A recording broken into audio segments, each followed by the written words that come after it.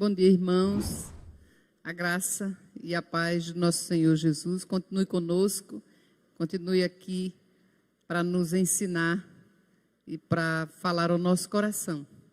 Nós todos estamos diante de mais uma lição, uma das lições dos ensinos do reino. Estamos chegando hoje na 6ª lição. Já passamos por algumas parábolas, né? Nós temos estudado baseado nas parábolas que Jesus ensinou. As parábolas que Jesus passou para os discípulos e para as multidões que o acompanhavam. Hoje, o título da nossa lição é o triunfo da graça sobre a lei. A lição 6 coincidiu exatamente no dia em que nós estamos comemorando a data da reforma. A reforma que tem a graça também, né? Somente a graça, somente a fé, somente as Escrituras, somente Cristo e glória somente a Deus. Então, a graça, hoje o nosso estudo é baseado nisso aí. O triunfo da graça sobre a lei, a parábola do cego que guia outro cego. Os textos diários, vocês vão perceber depois, eu vou comentar alguma coisa, todos eles apontam para essa inconsistência de comportamento, porque um cego guiar outro cego é uma inconsistência de comportamento, né? Então, todos os textos que tem aí das leituras diárias, de segunda-feira até hoje, tratam disso também, tá? Inconsistências no comportamento. É o fariseu, é o cego que guia outro cego, é o que é a maldade, se é aquilo que entra ou que sai da boca do homem. Então, os textos nos levam a isso, né? Então, nós vamos fazer a leitura do texto básico de hoje, aliás, da lição, que se encontra em Lucas 6, 37 a 42. Então, nós vamos fazer essa leitura que é o texto base da lição. Lucas 6, 37 a 42.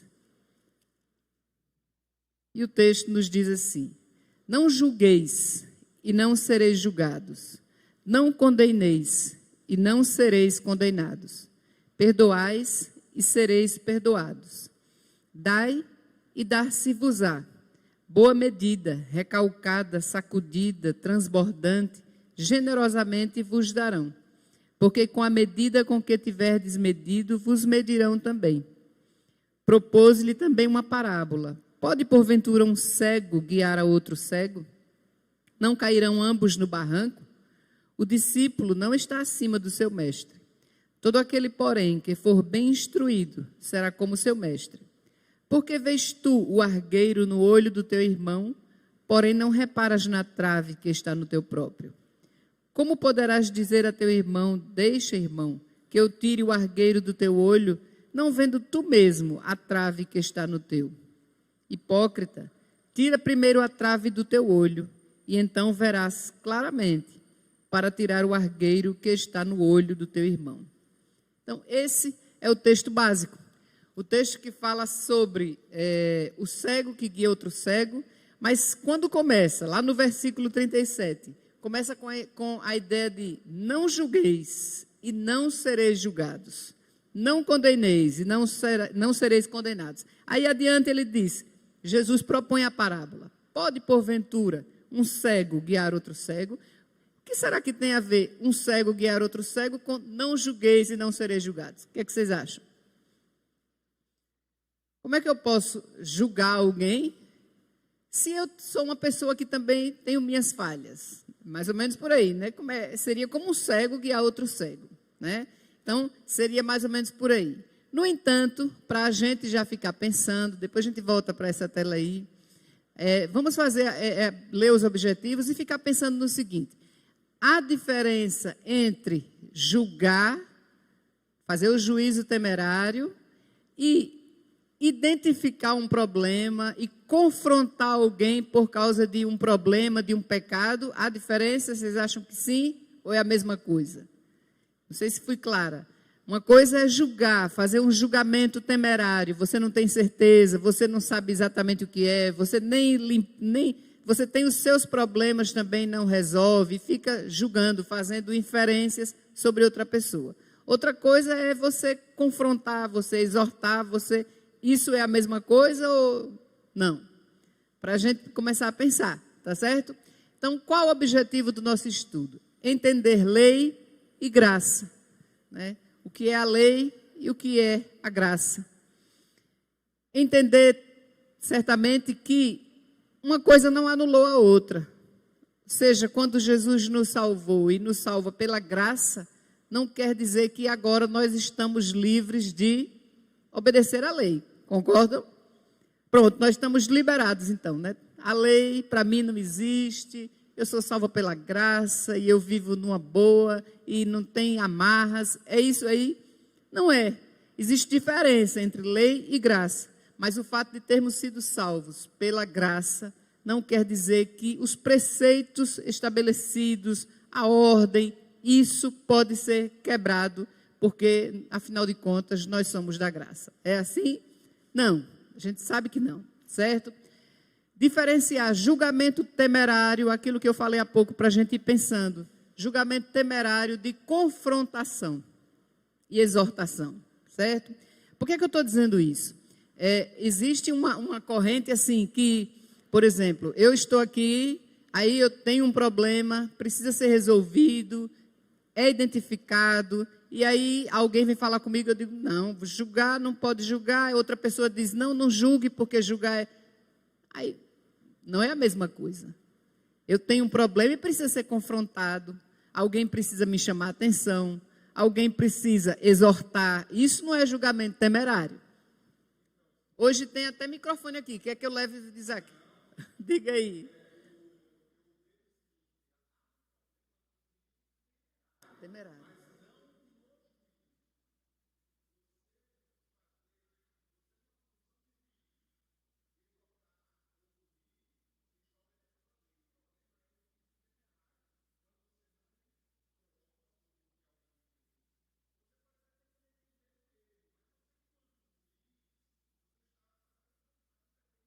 Claro, claro.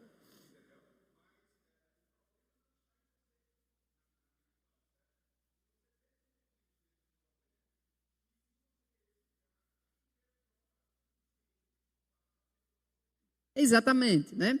Porque, por exemplo, se for pensar assim, quantas pessoas não já falaram ou pensaram ou espalharam, ainda que fosse através de um olhar, uma coisa assim maliciosa sobre alguém? Todo mundo. Mas aí, no papel de um pastor, no papel de um presbítero, de um professor, de uma pessoa mais velha, como diz a Bíblia, os mais velhos devem ensinar os mais novos, ninguém nunca ia exortar ninguém, então, né?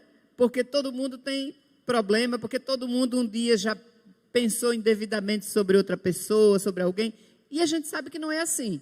Agora, é o juízo temerário, é não se ter certeza, é a fofoca, é disseminar, ainda que seja verdade, tá, pessoal? Mas ficar disseminando aquela notícia e falar, passar para um e passar para outro. Por quê? Porque a gente sabe que muitas pessoas têm maturidade para ouvir uma história e aquilo ali, ela vai até orar por aquela história.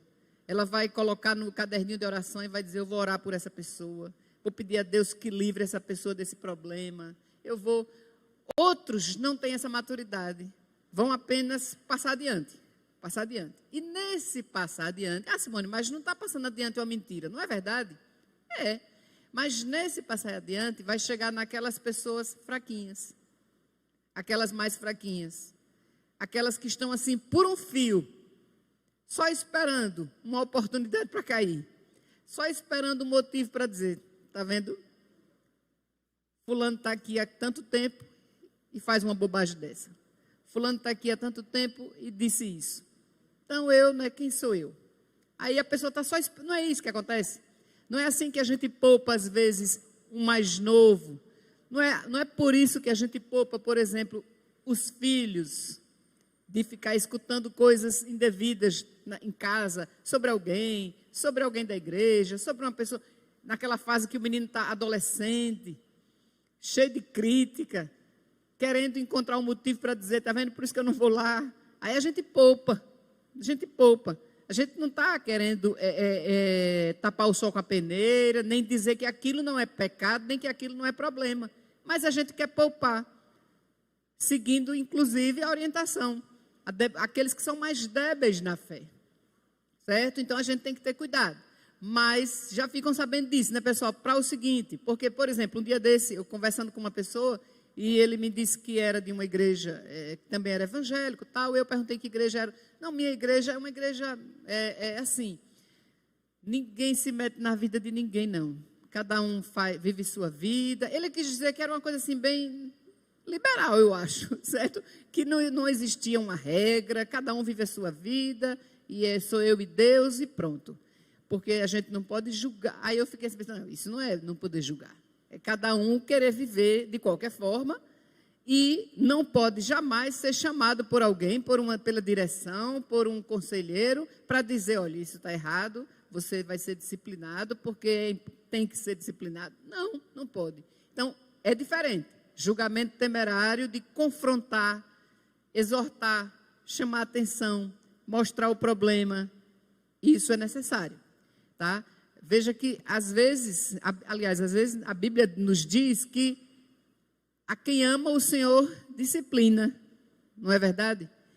Assim também é com os nossos filhos, nós disciplinamos porque amamos. E quando temos um problema, quando há um problema no relacionamento ou no que eles estão fazendo, enquanto a gente não confronta aquilo, a gente fica meio... Porque a gente quer confrontar, que a gente quer que a pessoa admita assim, está errado. Eu fiz isso mesmo. A gente quer que a pessoa tenha certeza de que aquilo, ainda que ela continue fazendo, mas aquilo está desagradando, aquilo não está certo. Então, é necessária essa confrontação, essa exortação é necessária. Aí, no meio do estudo, a gente vai perceber também o seguinte, o ceticismo, que o ceticismo é a descrença. A pessoa é descrente de tudo, não acredita, ela é descrente. O cético não acredita, né? O ceticismo divulga isso aí, a falta de fé. Mas ceticismo e religiosidade, às vezes, revelam a mesma coisa. Ou seja, de um lado tem os que não acreditam, são céticos, eles não acreditam. Mas do outro tem aqueles que vivem apenas com a capa da religiosidade.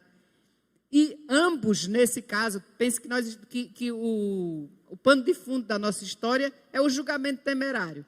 Ambos, às vezes, estão apenas revelando um ódio disfarçado. Ou seja, em nome da religiosidade, você quer tomar conta daquilo ali, você quer tomar conta do lugar onde você está, da sua igreja, da sua religião, mas, às vezes, revela um ódio disfarçado pelas pessoas, uma falta de amor, inclemência, né? Falta de misericórdia, quando, às vezes, nós queremos tanta misericórdia para com a gente.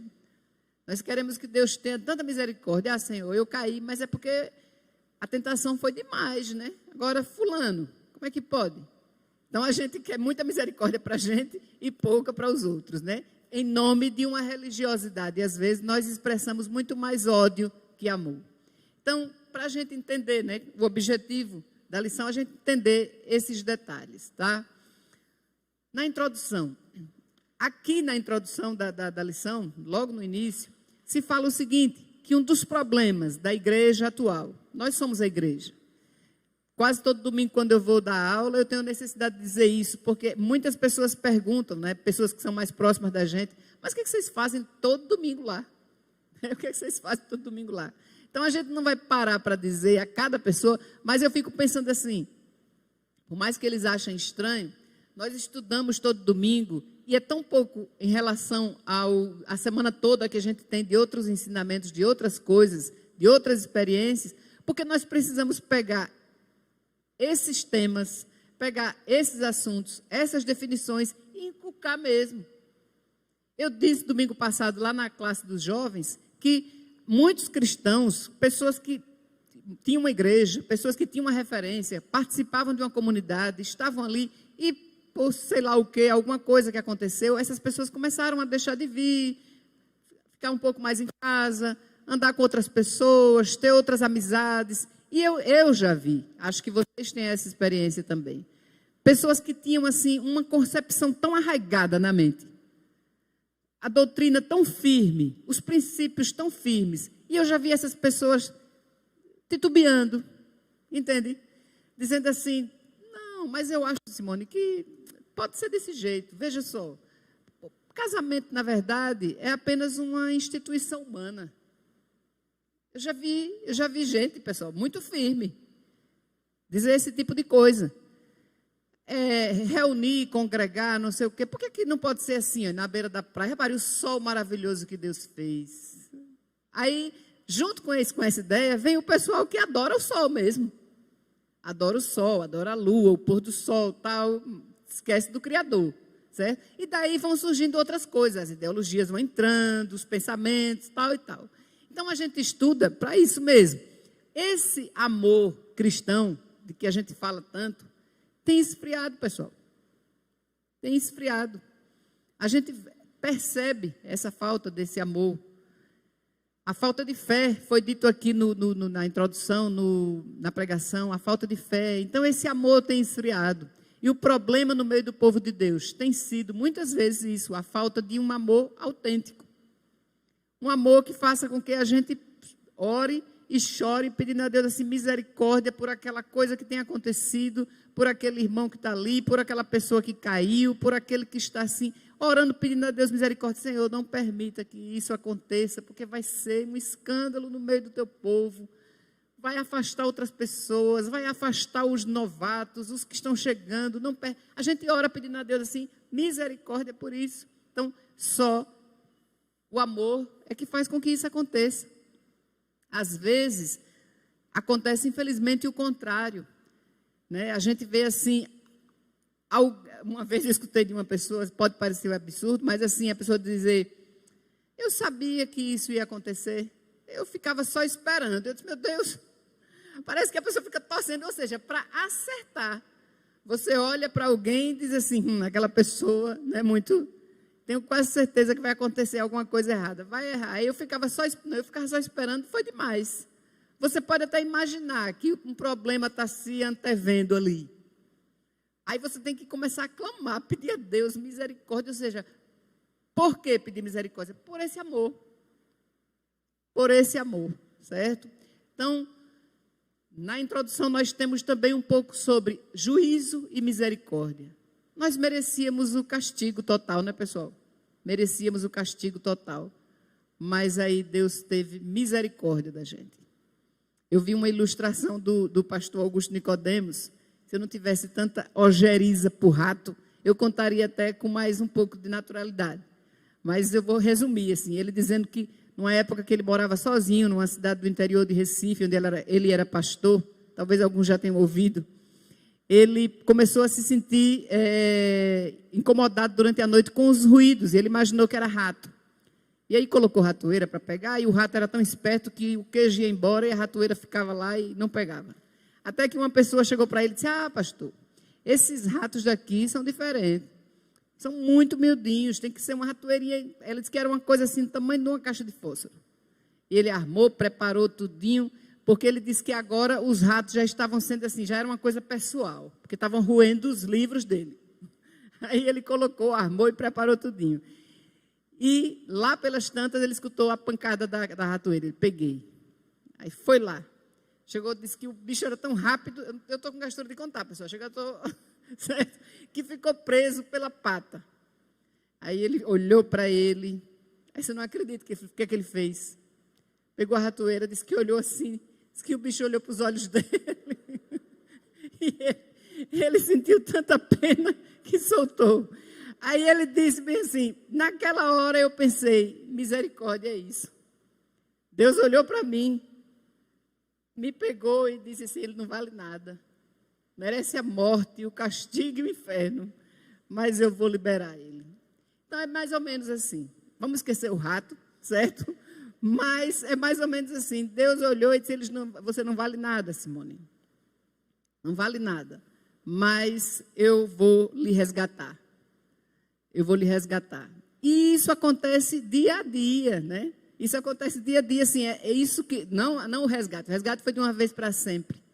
Mas às vezes a gente fraqueja, né? Um dia desse eu estava só pensando, meu Deus, mas não vou dar essa aula, não vou fazer isso, eu não sou, por que essa história toda. E aí eu comecei a ler uns textos e cheguei no texto da Bíblia, aliás, no texto de Salmo, onde diz assim, que não vou deixar, eu não deixo você, né, não deixo a pessoa à mercê do inimigo. Ou seja, ele não vai viver sob a descrição do inimigo. Sua vida não está sob a descrição do inimigo, Simone. A sua vida não está sob a descrição do inimigo. Sou eu quem velo pela sua vida. Ou seja, você não precisa ficar com medo pelo que você foi, pelo que você fez, porque não é o inimigo que vai ficar lhe fazendo de refém, dizendo assim, olha, se você agir assim, eu sei quem você era. Eu conheço seu passado. Não tem o filme, né? Eu conheço seu passado. Não, Deus disse que não vai nos deixar sob a descrição do inimigo. Ou seja, a gente não depende da descrição do inimigo. É Ele quem guarda, é Ele quem cuida, é Ele quem guarda a gente. Então, o juízo e a misericórdia, a hipocrisia e a sinceridade. Né? Nesses textos aqui todinhos, nós vemos bem claro isso aí, hipocrisia e sinceridade.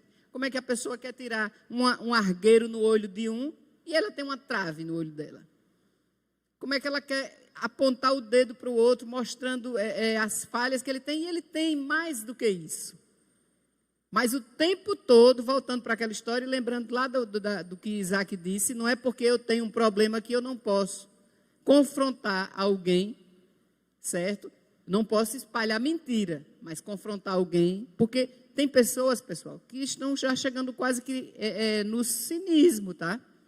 O conselho chama, a igreja chama, o pastor, e vai lá, e vai conversar, e a pessoa vai quase no deboche. Você também não já fez alguma coisa errada, não? E zomba. E não quer a disciplina, como um filho rebelde, certo? Um filho que diz assim, não, por quê? Você também nunca fez isso, não? Certo? Então, tem diferença, tá? Tem diferença. Depois disso aí, a hipocrisia, sinceridade. Agora eu acho que eu fiz uma coisa errada, não foi? Não, voltei. Tem algumas questões para a gente pensar, né? Que perigo correm aqueles que são exageradamente rigorosos no julgamento do próximo? Lembram-se lá de Mateus 7, 1, 2, lá ainda no Sermão do Monte. Não julgueis para que não sejais julgados. Porque com a mesma medida com que julgardes, vocês também serão julgados, né? Então, que perigo correm aqueles que são exageradamente rigorosos no julgamento do próximo? Diga aí. Qual é o perigo? A pessoa, pode falar assim, a pessoa vai ser, se eu julgo com aquele rigor, com aquela mesma, eu também vou ser julgada com esse mesmo rigor. Eu não tive misericórdia. Eu nem pensei assim, Senhor, tenha misericórdia, né? Fulano pisou na bola, fez isso assim, assim, mas tenha misericórdia. A gente tem que cultivar isso no coração, pessoal, porque senão a gente fica realmente muito inclemente, muito ruim, muito duro, né? E essa falta de amor expressa tudo, menos que a pessoa é cristã.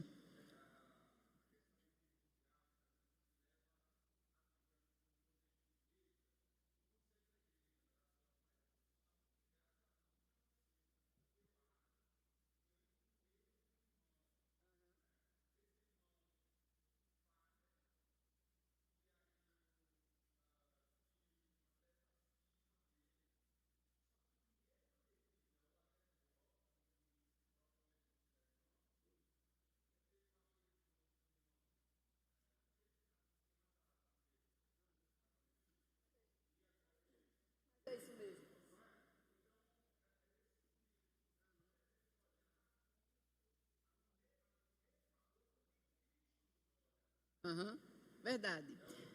É verdade, pessoal. E também sempre se lembrando daquilo, né? Do texto. Aquele que pensa o quê?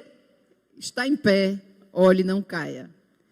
Uma coisa importantíssima também, até eu escutei numa pregação, não me lembro qual foi o tema, mas era assim, que uma pessoa que está andando sempre no plano, andando sem muita... Ela tem mais dificuldade de cair.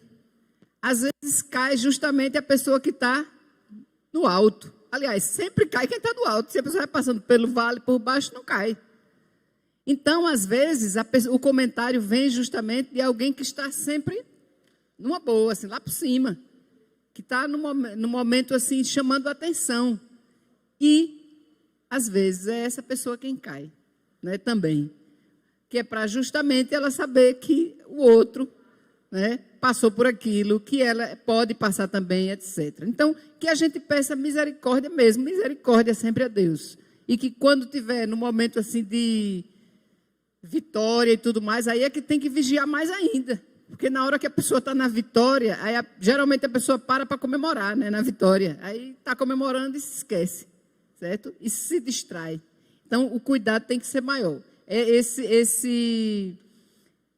E ficar firme, pessoal, porque, repare só, justamente quando acontecem coisas desse tipo, os que são mais maduros têm que ficar firme.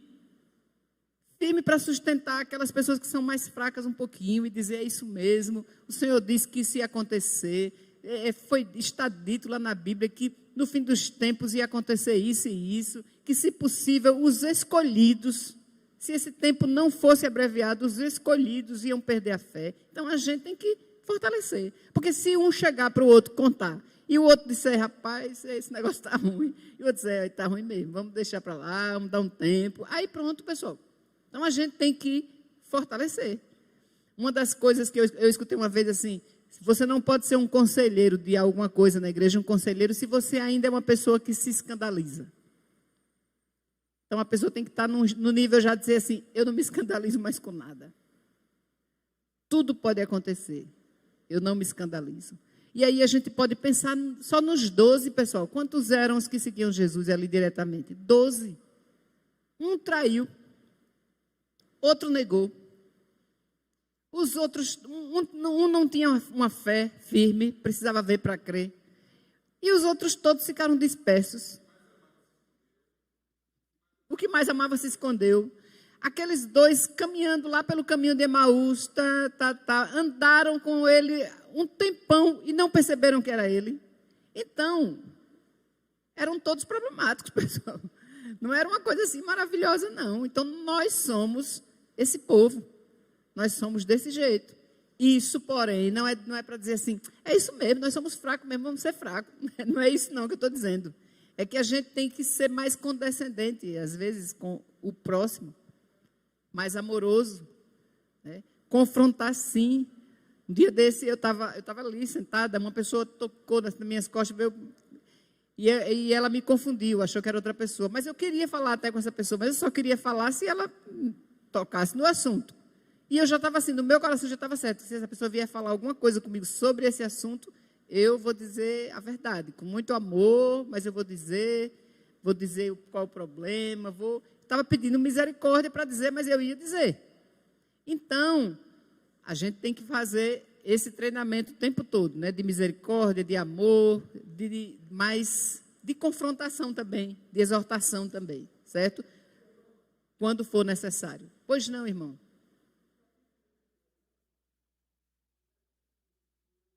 Daí de longe, se quiser tirar a máscara.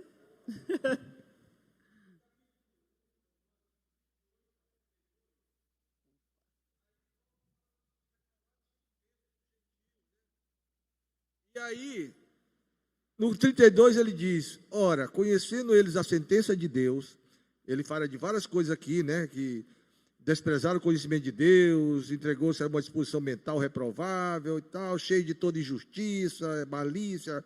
Mas aí no final ele diz, ora, conhecendo eles a sentença de Deus, que são passíveis de morte, os que tais coisas praticam, não somente as fazem, mas também aprovam os que assim procedem. Então, quando a gente se cala diante do pecado, nós estamos aprovando. É verdade, é verdade. Amém. Isso mesmo, né? Então, às vezes, havendo a oportunidade, é necessário. Dizer que é para fazer com amor não quer dizer que não é para fazer, certo? Não quer dizer que não é para fazer. Eu já contei essa experiência, mas vou repetir. Quantas vezes a gente diz assim, eu gosto que me diga a verdade, né? A gente diz assim, eu quero que me diga a verdade. Aí você procura uma pessoa e vai dizer a verdade, e a pessoa fica com raiva. Você chama a pessoa, diz a verdade, e tem gente que não quer ouvir a verdade e gosta de perguntar. Tá bem, essa roupa tá boa? Aí a pessoa vai dizer a verdade, né? E não vai gostar. E às vezes os comentários rodam por bobagens. Então, eu dava aula assim, numa classe de adultos, uma ocasião lá na 13 de maio, bem mais jovem, eu, né? Acho que isso tem mais de 30 anos. É porque eu comecei a dar aula com uns 10, viu, pessoal? Aí, então, dando aula lá, e depois que acabei a aula, uma senhora, bem senhora, cabelos brancos, que eu amava muito, já faleceu, e ela chegou para mim, foi conversar, eu tinha pouquíssimo tempo de casada, bem novinha, e ela disse assim, ô Simone, olha, tão boa a sua aula, tal, não sei o que, tá. Agora eu vou lhe dar um conselho, quando você vier dar aula, ficar lá na frente, nunca venha assim com a blusa, com a alcinha, tal. Ou seja, ela me disse com todo amor e carinho, e eu gostei demais. E em respeito ao que ela me pediu, que ela disse assim, não precisa dizer nunca, nem a seu marido, quem foi que eu lhe disse isso. Não diga nada. Eu nunca disse também. Eu conto a história e não digo quem é. Uma pessoa amadíssima, certo? Mas foi uma coisa maravilhosa. Quase todas as vezes, quando eu vou me vestir, eu me lembro dela. Mas foi muito bom. Não é só pelo fato dela, foi pelo fato de ela pensou e ela disse.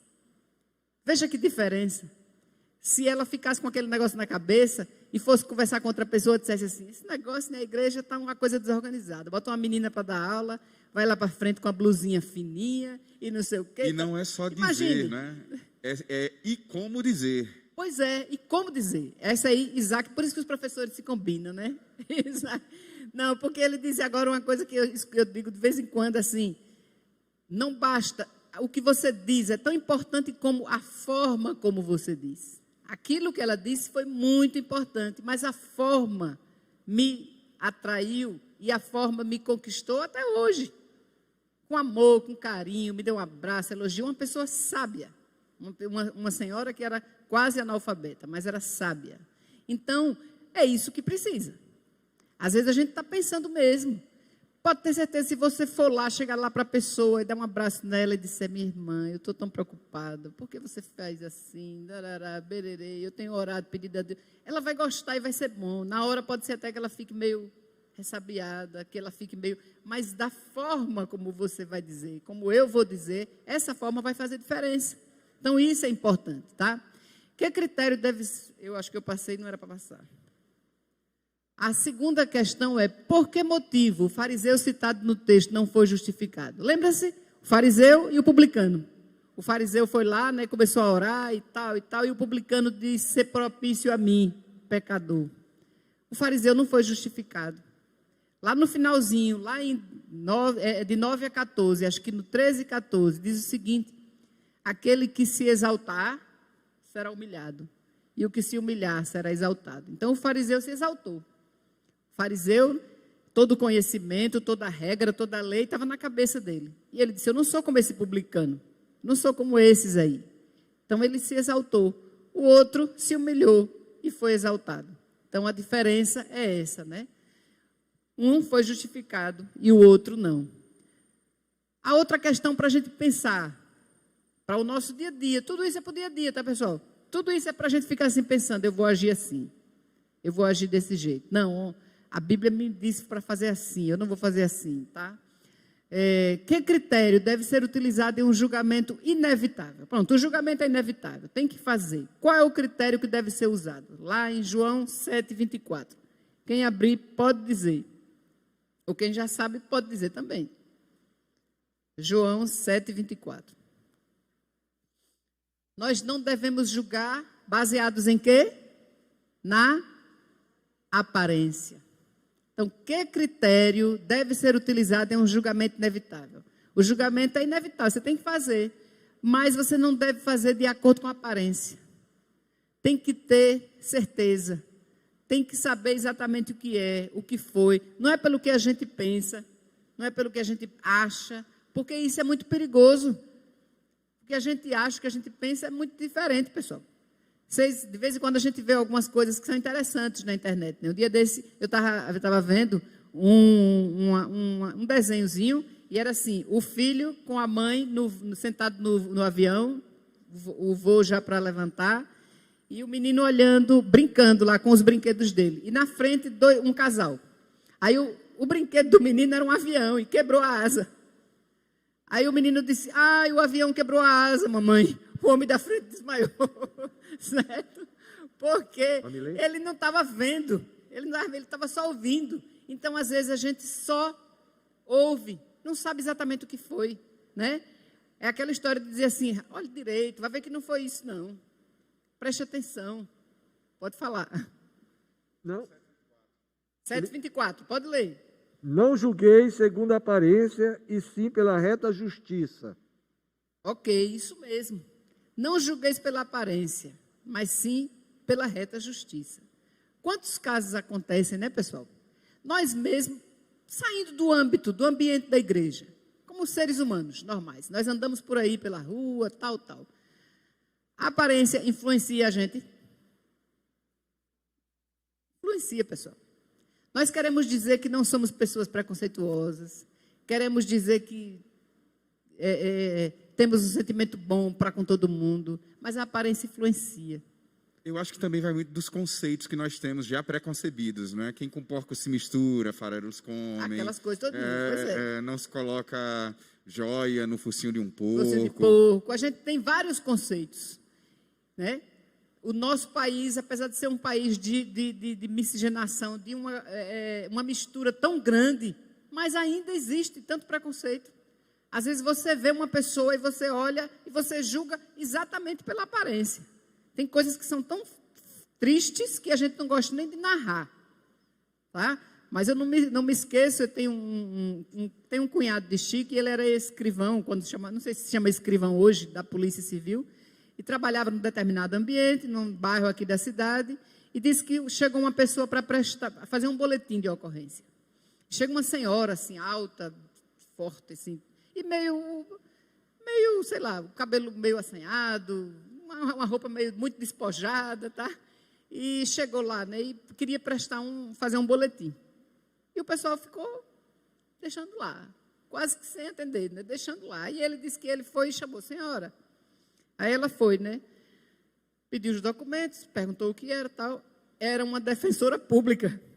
No instante, todo mundo mudou. Está vendo? A pessoa chega bem na dela, despojada, de sandália, um vestido desses à vontade de ir para a praia, alguma coisa assim. Aí a pessoa não dá atenção, não está nem aí. E nós, geralmente, nos escandalizamos quando ouvimos uma história dessa, mas, infelizmente, muitas vezes nós somos assim também, pessoal.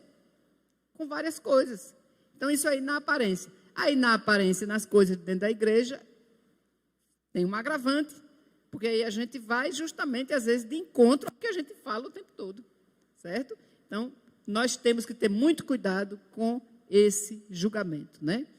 O que a Bíblia ensina sobre o julgamento do próximo, conforme Tiago 4, 11 e 12. Esse aí também é para fazer com que a gente melhore, né? Tiago 4, 11 e 12, fala alguma coisa mais ou menos que aquele que fala mal do irmão ou julga o irmão, fala mal da lei e julga a lei. Um só é legislador, só Deus é quem é o legislador. Então, às vezes, a pessoa fala mal do irmão, julga, faz inferências, faz comentários levianos. Tem que ter cuidado com os comentários, esses comentários levianos, né? E aquilo, volto sempre para o ponto. Se é verdade, tem que se ter muito cuidado. Por tudo, pela pessoa, porque você está orando por ela. Como é que você está orando por ela, pedindo a Deus que liberte, que livre, que resolva, que faça alguma coisa, e você sai por aí falando, certo? Aí, infelizmente, às vezes a pessoa tem que tropeçar, que é para cair e cair na real, e cair em si, e se lembrar assim, eu não podia fazer isso. Isso pode acontecer comigo também, certo? Então, a gente tem que ter essa posição vigilante o tempo todo, né? Que ação o cristão deve ter em relação ao irmão que erra e quais são as consequências disso? Ou seja, de acordo com essa ação que o texto lá em Tiago nos diz, quais são as consequências? Se nós agirmos dessa forma, quais são as consequências? Veja lá, Tiago 5, 19 e 20. a nossa missão com relação ao irmão que está cometendo alguma falha, o tempo todo que o texto nos fala, os outros textos nos dizem o quê? Vá lá, converse com a pessoa, chame um para ir com você, depois chame dois, não é? Não vá sozinho, chame aquela pessoa ao arrependimento. A nossa missão é fazer com que aquela pessoa se converta, ou seja, mude o pensamento, mude a ideia, mude a maneira, mude a conduta. A nossa missão é essa. A nossa missão não é fazer com que a pessoa fique mais lá no fundo do poço. A gente quer o contrário.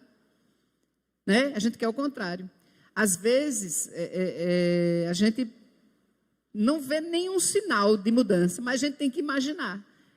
Tal como o profeta que pediu ao rapaz e disse, vá lá e olhe para o mar e veja como é que está. E ele voltou e disse, o céu está limpo, não tem nada. Vá lá e olhe novamente. Até a hora que ele voltou e disse, tem uma nuvem do tamanho da mão de um homem. E ele disse, vai chover. Então, às vezes, a gente não vê mudança nenhuma, mas a gente tem que continuar orando por aquela pessoa, pedindo, fazendo alguma coisa. Almi vai falar. É só para ler o texto. Mas pode ler. Meus irmãos, se algum entre vós se desviar da verdade e alguém o converter, sabei que aquele que converte o pecador do seu caminho errado, salvará da morte a alma dele e cobrirá a multidão de pecados. Todos escutaram, né? Aquele que converte um pecador e faz com que ele se desvie, saia daquele caminho errado em que ele estava, salvará a alma dele. E isso vai ser uma coisa assim muito boa, né? Isso vai ser bom para todo mundo, certo? Muito bom é pouco, né? Isso é a glória. Então você tem que ser essa pessoa para fazer isso. Se a gente quer interferir, se a gente quer entrar naquela história, o papel tem que ser para uma coisa desse tipo. Se não for, é melhor não entrar. O papel é para orar por aquela pessoa, é para confrontar, mas confrontar com amor, é para cuidar, tratar. Se não for, certo? É claro que tudo a gente tem que pensar o seguinte, existe, e aí quando eu fico falando assim, eu sei que vocês estão com a cabeça pensando em várias coisas. Ah, Simone, mas e uma pessoa na disciplina? E isso e aquilo? Não, a gente sabe tudo isso. Inclusive que a disciplina, como eu disse no início, é uma prova do amor de Deus. A disciplina deve ser exercida com amor, com tudo, mas com acompanhamento. Às vezes a pessoa não vai querer, não quer acompanhamento, a pessoa é rebelde, mas isso é o que é preconizado. É disciplinar, ter acompanhamento, ser amado e tudo mais. Tá? Se, às vezes, a pessoa confunde isso tudo com aprovação de erro, aí é outra coisa. Sem falar que a disciplina é uma aplicação diretamente administrativa de uma igreja organizada para que seja visto de forma prática naquele que cometeu o erro, mas isso não envolve ou não impede que os irmãos continuem ali demonstrando amor para com aquele pecador, porque tanto ele quanto eu somos pecadores. Né? Eu digo isso porque tem algumas comunidades ditas cristãs que, quando o irmão peca, quando aquele irmão chega na comunidade, os demais devem afastar-se dele, para que ele sinta que errou. Na Bíblia, nós aprendemos diferente, né? Nós aprendemos diferente. Exatamente, né? Isaac falando assim, talvez vocês nem imaginem uma coisa dessa, mas é isso mesmo. Tem uns lugares que a pessoa deixa de sentar de um lado, passa a sentar do outro. Repare que coisa. Agora, aí é para uma comunidade dessa que esse texto bate bem de frente, dizendo, são hipócritas. Porque eu estou aqui agora, hoje nós todos já oramos aqui pedindo perdão pelos pecados, não foi, pessoal? Confessando. E aí eu oro pedindo, Senhor, eu acho que eu pensei tanta coisa indevida só hoje. Ontem eu devo ter dito alguma coisa assim. Eu deixei de fazer. A gente sabe que a gente erra todo dia. Então, como é que eu posso dizer? Olha, do lado de cá sentam esses, do lado de cá sentam os outros. Aí é demais. Pode falar. Olha lá, Isaac vai chegar lá com o microfone. Está pensando o quê? Esse corpo assim, atleta, não é à toa. É o que a gente vê na palavra, esse suportai-vos, né? E que é interpretado errado. É de dar suporte. E quando a gente chega com amor, a cura não só para quem está sendo exortado. Há uma cura em mim, porque eu enxerguei que Deus me ama e que talvez eu tenha não cometido o mesmo erro, não digamos, ali já não é mais o meu pecado de estimação, mas eu tenho outros, e que junto com meu irmão, que eu vou, que exorto, que Deus está me usando, eu estou sendo instrumento, vai existir a cura. E essa cura, ela vai se espalhando. Então, é esse o suporte. Eu estou dando um suporte e, num momento oportuno, eu também vou receber suporte, talvez do mesmo irmão, talvez de outros irmãos, porque eu já recebi esse suporte. É isso mesmo. Não é? E a questão desse confessar, do orar. Então, há uma cura que precisa se espalhar e que nós estamos muito afastados. O amor se esfriou. O amor se esfriar é justamente essa falta de dar suporte. E que o cristão é muito dar suporte só quando precisa de uma cesta básica, de uma campanha, não é? Não, numa visita talvez, quando está doente. Mas é esse suporte que é o principal, porque traz cura na alma. Levanta o pecador. E eu sou pecadora. Então, é essa consequência quando a gente age com o amor. Eu estava até compartilhando com Laila, é viver esse amor dia a dia, sentir esse amor dia a dia. Exatamente.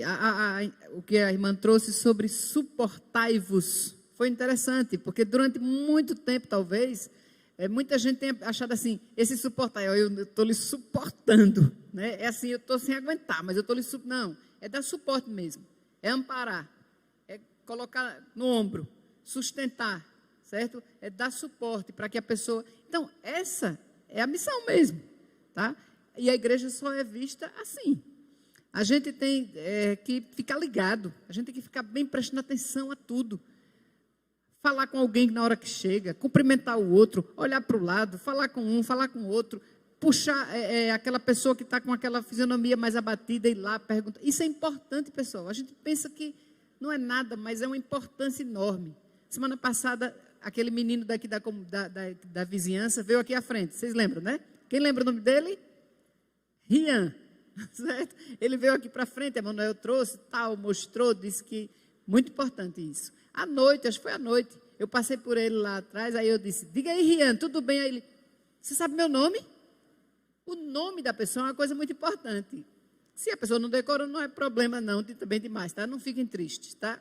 Mas é importante falar. Para esse menino, a gente tem que orar mesmo. A gente quer uma mudança na comunidade, a gente quer uma mudança na cidade, a gente quer uma mudança no bairro. Já pensou? Um ir contaminando o outro, aí ele vai, traz o primo, o outro traz, um dia vem a mãe. Então, isso é muito importante. A gente tem que realmente fazer. E para isso tem que ter maturidade. Maturidade, tem que ter as costas grossas, né?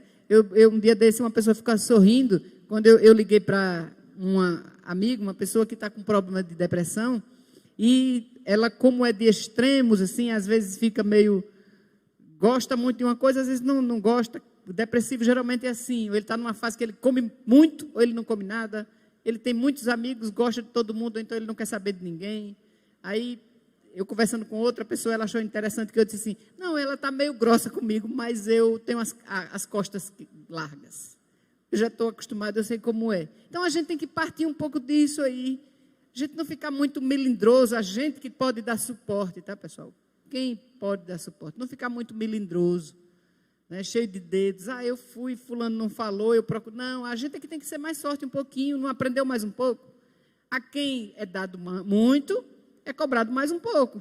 Então, se cobra mais um pouquinho. Então, se você já tem um tempo maior de caminhada, você tem mais estudo bíblico, você tem mais tempo de conhecimento, você tem que ser um suporte maior.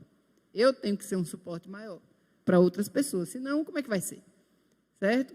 Então, nessa análise desse texto do cego que guia outro cego, né? O amor deve determinar a conduta cristã. Nosso texto aqui, o triunfo da graça sobre a lei é isso. Na verdade, quando nós somos salvos pela graça, o amor triunfou, pessoal. O amor triunfou. Porque se fosse o juízo, a justiça, nós estaríamos perdidos. Então, essa mesma graça, como nós vimos lá naquela outra parábola, do servo que foi perdoado pelo rei, o rei perdoou uma quantia enorme a ele, e ele, na mesma hora, teve a oportunidade de perdoar o seu conservo, O conservo não era o empregado dele, não. Era uma pessoa que vivia com ele, um outro, um colega de trabalho. Ele o que fez? Não perdoou. Queria encerrar aquele homem na prisão.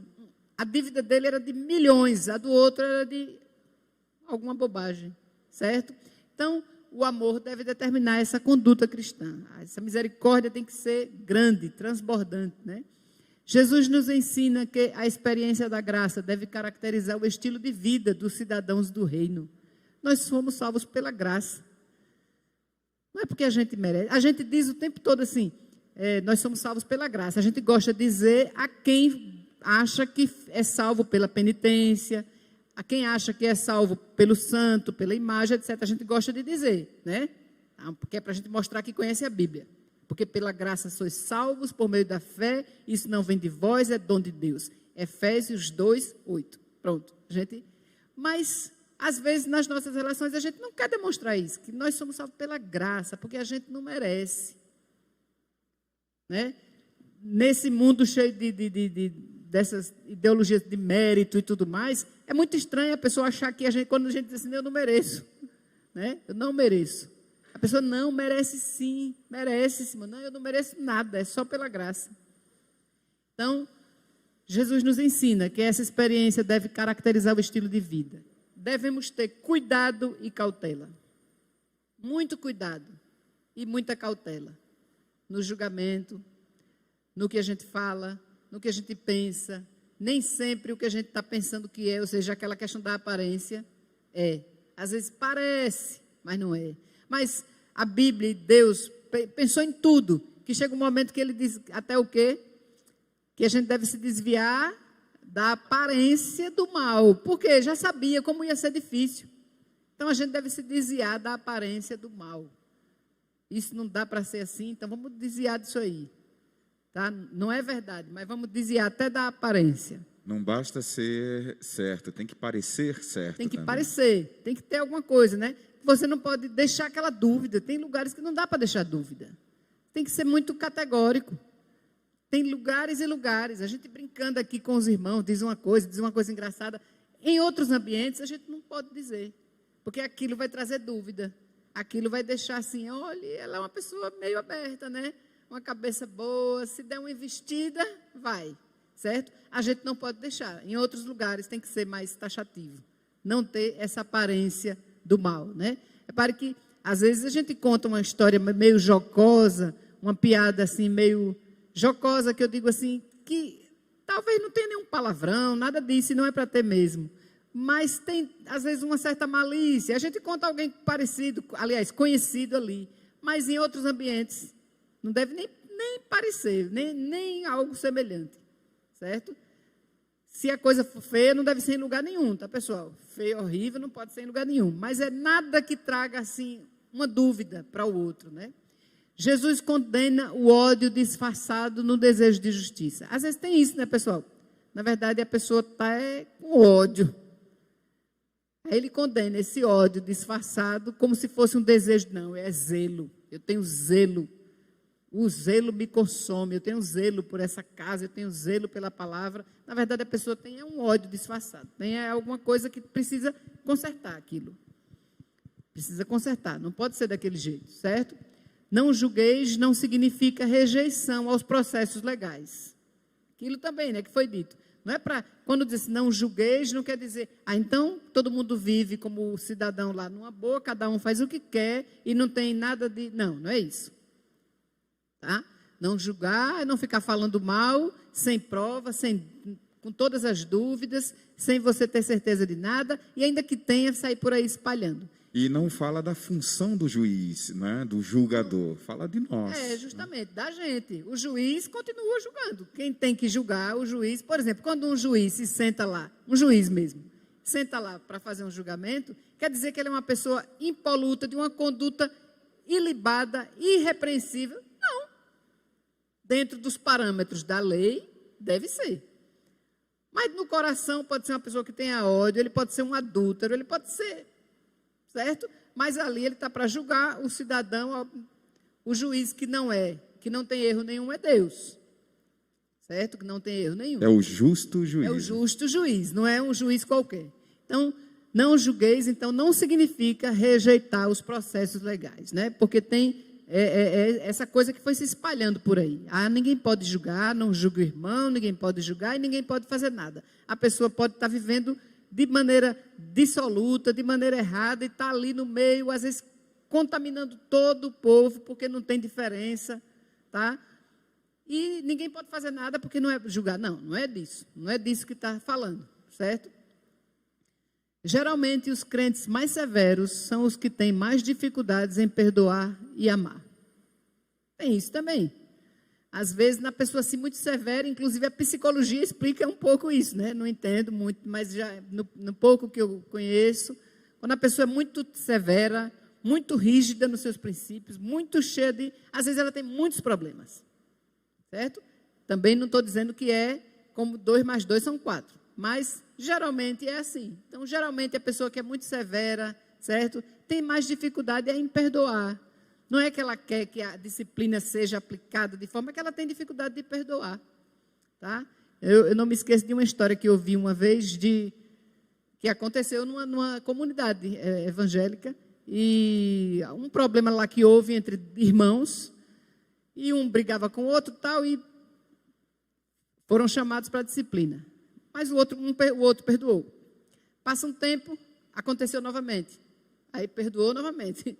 Quando foi a terceira vez, o pastor disse: meu irmão, se você perdoar, quem vai ser disciplinado agora é você.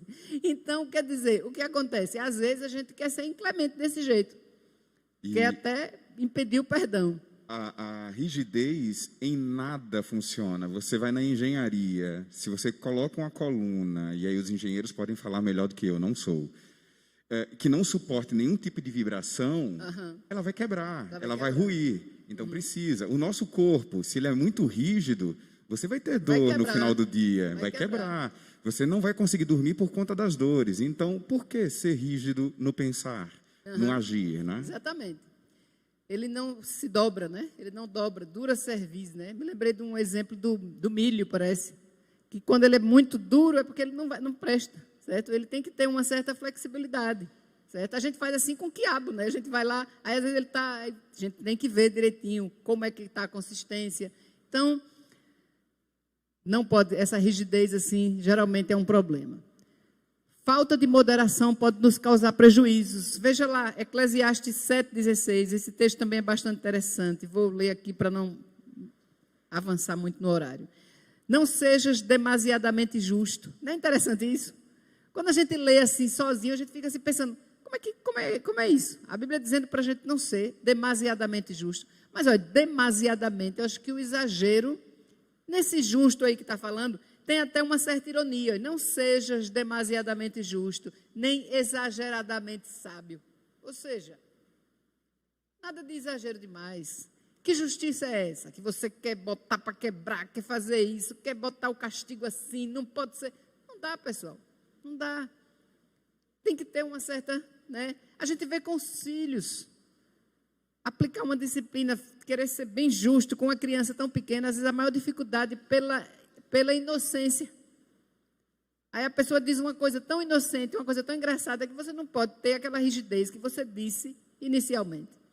E o castigo varia, né? Repare que a gente vai aplicando de modo... Se você pegar uma criança de 1 ano, 2 anos, que faz alguma coisa indevida, e você quer protegê-la, quer dar uma disciplina, e você disser, daqui a uma semana, vai adiantar? O menino tem 1 ano, tem 2 anos, ele vai se lembrar daqui a uma semana. Mas tem gente que tem essa mania, né? Eu estou juntando. Na hora que fizer, o menino não se lembra mais daquilo não, pessoal. Então, se para a criança tem que ter uma disciplina apropriada, bem assim para a gente também, e é assim que Deus faz. Para cada um tem um tipo de disciplina, né? Para cada um é de um jeito. Falta de moderação, né? É essa falta de moderação, é esse exagero. Às vezes a gente é exagerado demais, né? A gente quer assim uma coisa e fala de maneira assodada, às pressas. Não tem nem a ideia ainda pronta, aí você já fala, você já diz assim de forma peremptória, pá, e larga lá em cima da pessoa. E se você parasse para pensar um pouquinho, não teria dito aquilo. Não teria feito daquele jeito. Não teria que voltar. Por isso que também a Bíblia tem aquele texto lá, o versículo que é tão bom, que diz assim: põe guarda, Senhor, a minha boca. Põe guardas a minha boca. Porque uma das coisas piores que acontece é quando a gente fala uma coisa que se arrepende, né, pessoal? Quer dizer, quando a gente se arrepende ainda é bom, porque se arrepende. Mas quando a gente fala em uma coisa indevida, porque depois que a palavra é dita, né, a gente fica misericórdia. Então,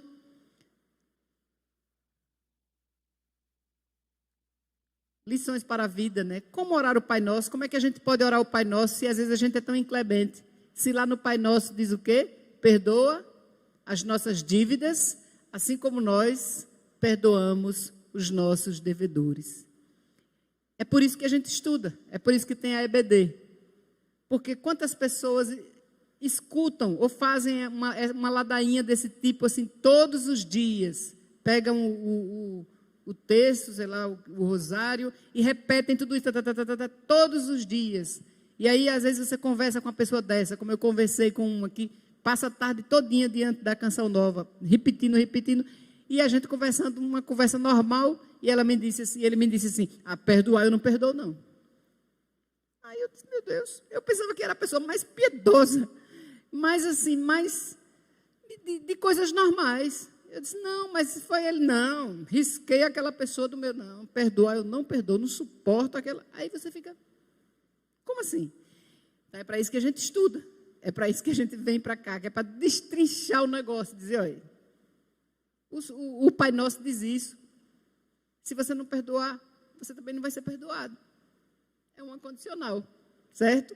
Então, o que Eclesiastes 7:20 tem a ver com o julgamento que fazemos do próximo? Logo depois desse que eu li aí, né, o 7:16, aí o 7:20 diz uma coisa interessante: não há homem justo sobre a terra. Não há homem justo sobre a terra. Então, o que Eclesiastes 7:20 tem a ver com o julgamento que fazemos do próximo? Ele nos alerta, nos diz que não há um justo sobre a terra. E que não há um que faça o bem e que não peque. Nós todos somos passíveis de erro. Nós todos passamos por isso aqui também, por esse crivo. Então, a gente tem que ter muito cuidado. Eclesiastes 7:20.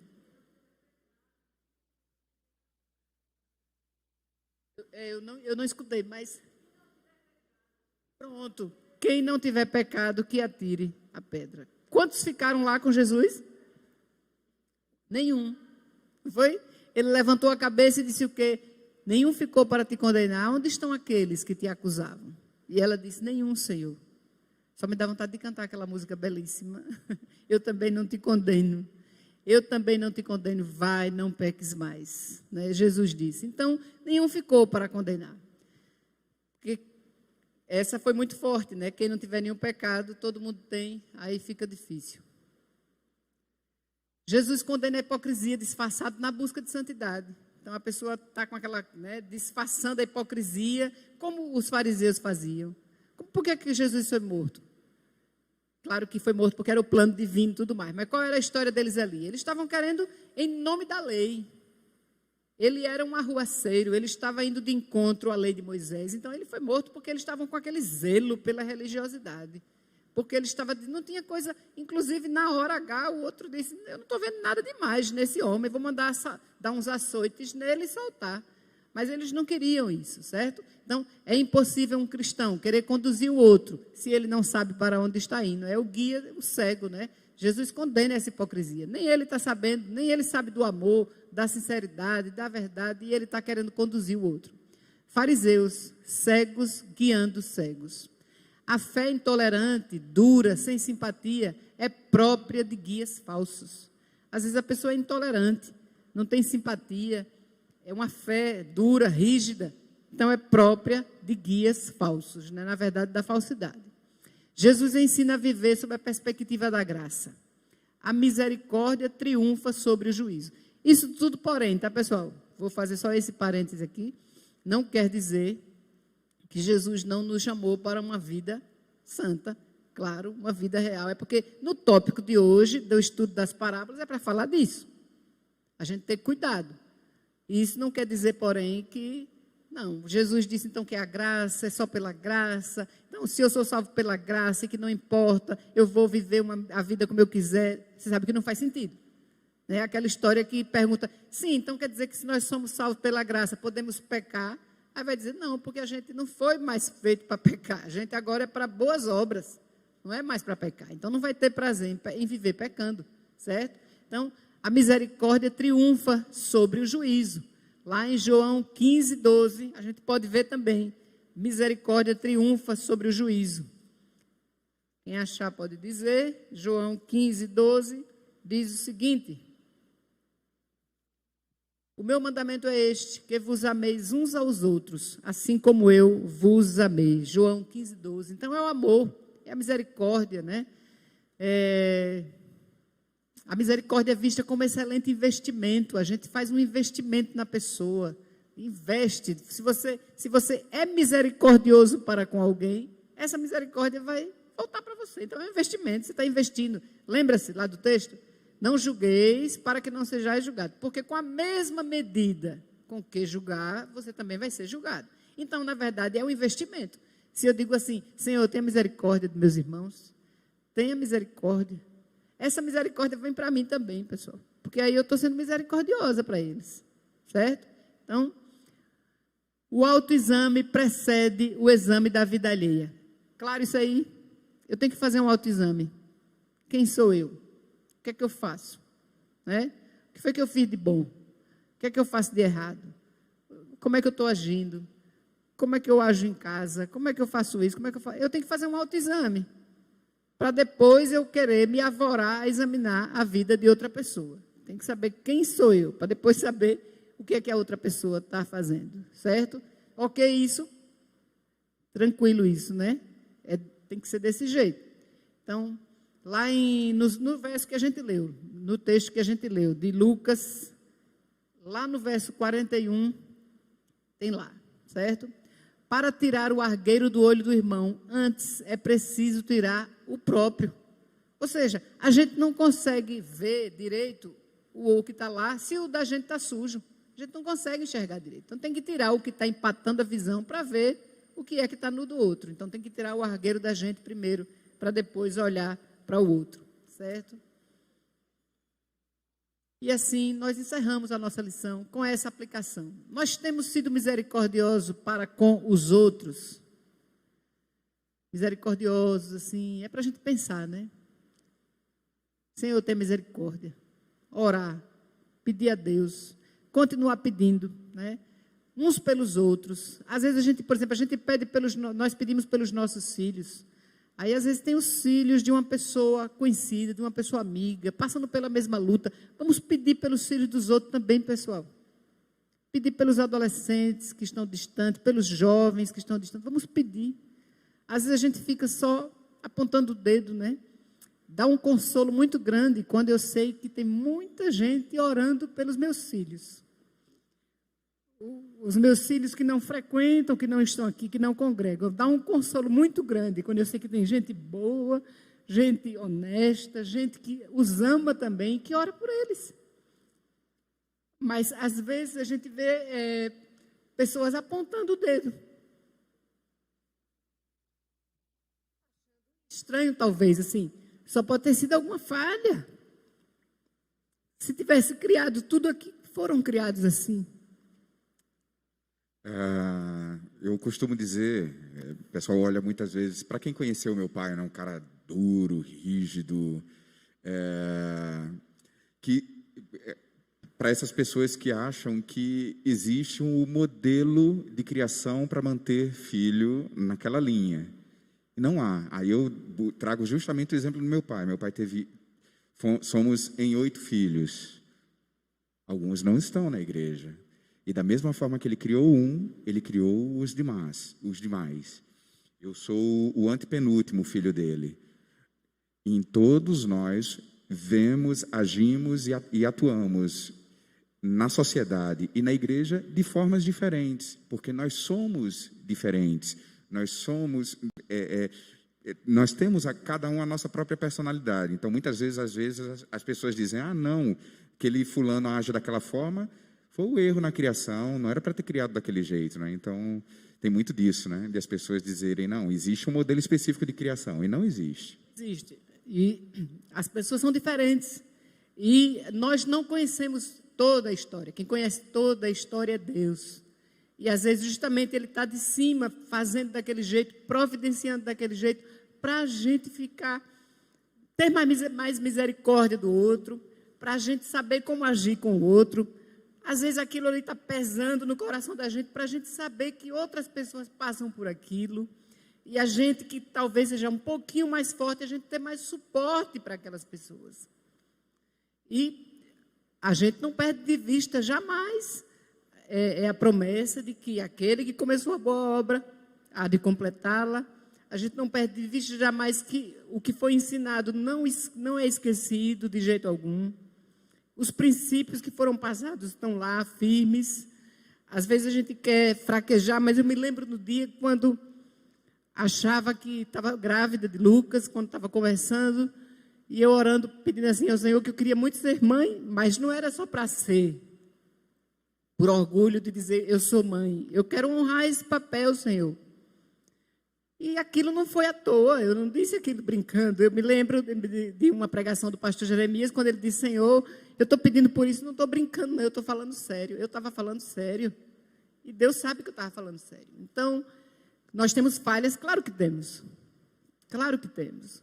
Mas muitas coisas consolam, inclusive a gente. Quando a gente ouve assim, hoje de manhã, antes de vir para cá, Lucas ligou e a gente começou a conversar, tinha dado plantão, estava muito cansado. E estava triste porque ontem nós perdemos a nossa cachorrinha de mais de 10 anos e era dele. Ela morreu aqui. E aí ele começou a conversar, depois eu disse, não, meu filho, porque tu tem o tempo certo, por que você não vai para a igreja hoje de manhã? Deus lhe abençoe, não sei o quê. Não, tá, se Deus quiser, eu vou. Então, eu sei que tem os princípios. Né? E a gente deve o quê? A gente deve orar uns pelos outros. Interceder, Senhor, bota aí também, vou orar por aquele menino. Às vezes a gente está no meio da igreja e vê alguém com um menino com um jeito assim, meio... Ore, comece a orar por aquela pessoa, para pedir, Senhor, não permita que isso aconteça, tire esse jeito desse menino, faça com que ele se incline para o lado que tem que inclinar.